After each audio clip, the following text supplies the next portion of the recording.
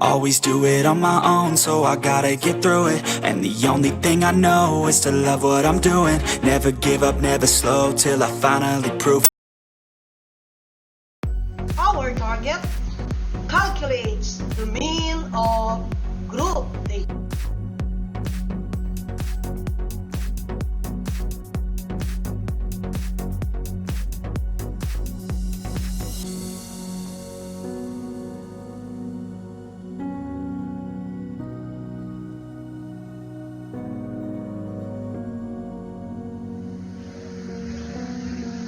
The mean is represented as the summation of fx over m, where f is the frequency of the class interval and x is the midpoint of the class interval.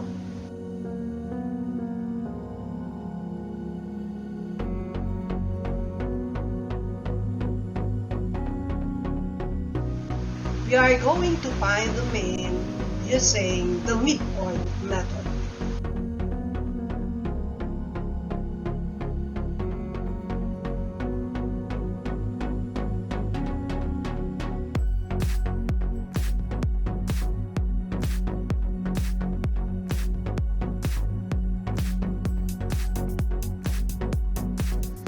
Steps in finding the mean. Number 1. Find n the number of cases. We have the scores obtained by 30 students in a 20 items test. So we have the given. We need to find n. And what is our n? Our n is 30. We are in step 2. We need to find the midpoint. So we have the given group frequency table. We need to find the midpoint of 15 to 17. So we need to find the average of 15 and 17. That is 15 plus 17 divided by 2. That is 32 divided by 2. And that is equal to 16. We need to find the midpoint of 12 to 14. That is 12 plus 14 divided by 2. And that is 26 divided by 2, and that is equal to 13. We have the midpoint of 9 to 11. 9 plus 11 divided by 2, that is 20 divided by 2, and that is equal to 10. The midpoint of 6 to 8, that is 6 plus 8 divided by 2, that is 14 divided by 2, and that is equal to 7. 3 to 5, 3 plus 5 divided by 2. Number 3, find the product of f and x and summation of fx. So we have the first one. We have the product of f and x. We have 3 times 16 is 48. 5 times 13 is 65. 12 times 10 is 120. 6 times 7 is 42. 4 times 4 is 16. Then we find summation of fx. That is the sum of 48 plus 65 plus 120 plus 42 plus 16. And what is summation of fx? So we are now ready to find the mean. Summation of fx is 291. M is 30. We compute the mean. What is the formula? The formula is summation of fx over m. Summation of fx is 291. M is 30. And what is the answer? We are in example number 2. We need to find the mean. And how do we find the mean? First, we find m. What is m? M is 15. Then we find the midpoint of 36 to 39. What is the midpoint of 36 to 39? That is 36 plus 39 divided by 2. That is 75 divided by 2 equals 37.5. Then we will go to shortcut. 12, 16, 20, 24, 28, 32, 36. That is an interval of 4. We will just subtract 4 instead of getting the updates. 37.5 minus 4 is 33.5, 33.5 minus 4, 29.5 minus 4, 25.5 minus 4, 21.5 minus 4, 17.5 minus 4. So we will find the product of f and x. 4 times 37.5, that is 150. 4 times 33.5, that is 134. 11 times 29.5, 324.5. 17 times 25.5, 433.5. 9 times 21.5, 193.5. 3 times 17.5, 52.5. And 2 times 13.5 is 27. So we are in summation of fx. Summation of fx is 1,315 and is 50. Well, compute na me. So what is the formula? Summation of fx over m.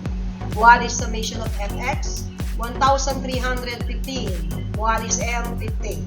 1,315 divided by 50. The answer is... Now we will find the mean, but instead of using the midpoint method, we will be using the deviation method.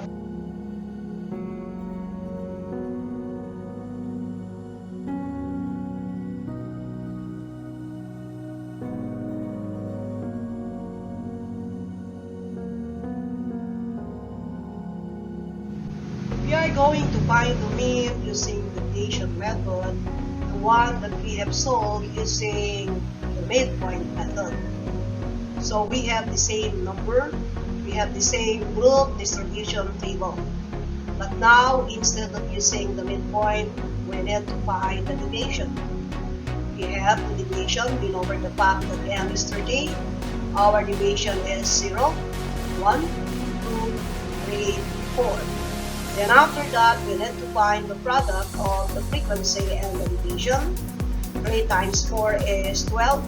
5 times 3 is 15. 12 times 2 is 24. 6 times 1 is 6. 4 times 0 is 0. Then we find summation of FD. Our summation of FD is... We are now ready to find the mean using the deviation method. We have the formula. The mean equals assumed mean plus summation of FD over m times the interval. So we need to find the assumed mean. What is our assumed mean? Our assumed mean is the midpoint of 3 to 5. So we have 3 plus 5 divided by 2, that is 8 divided by 2, and that is equal to 4. What is summation of FD? Summation of FD is 57. We have n is 30. Then we need to find the interval. 3, 6, 9, 12, 15. We are adding 3, therefore the interval is 3. Then we try to substitute the given in the formula. Our assumed mean is 4, summation of FD is 57, our n is 30, and the class interval is 3. We substitute the given in the formula. Then after substituting, we are going to multiply 57 times 3, and that is 171. Then we divide 171 divided by 30, that is 5 and 7 tenths. Then we will add, and that is... Comparing the result of the mean using the midpoint method and the mean using the deviation method, you will notice that we have the same result.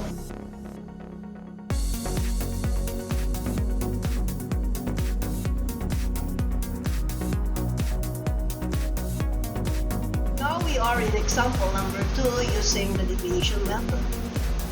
So we have the deviation and we have FA.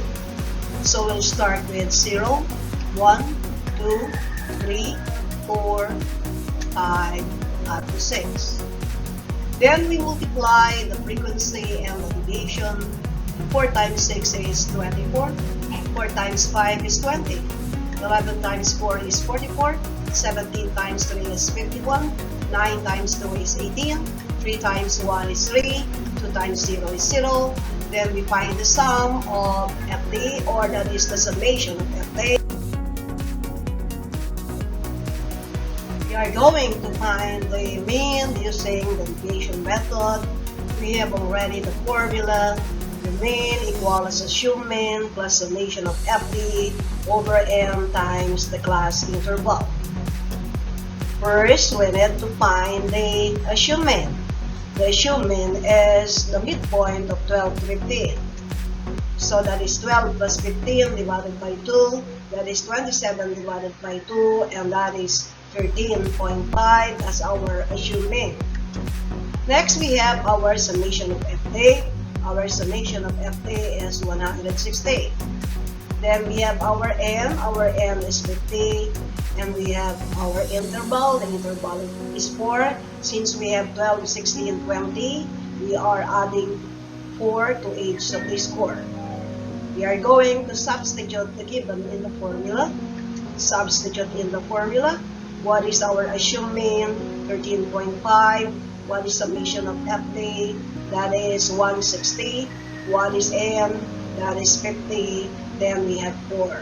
First, we multiply 160 by 4. So we multiply 160 by 4, and that is 640 divided by 50. Then we divide 650 divided by 4, and that is 12.8. Then we add, and adding that. Going back to our previous topic, finding the mean using the midpoint formula, we have our result. Our result is 26 and 3/10. Using the deviation method, we have the same result. The result is 26 and 3/10. Thank you for watching. Thank you for watching.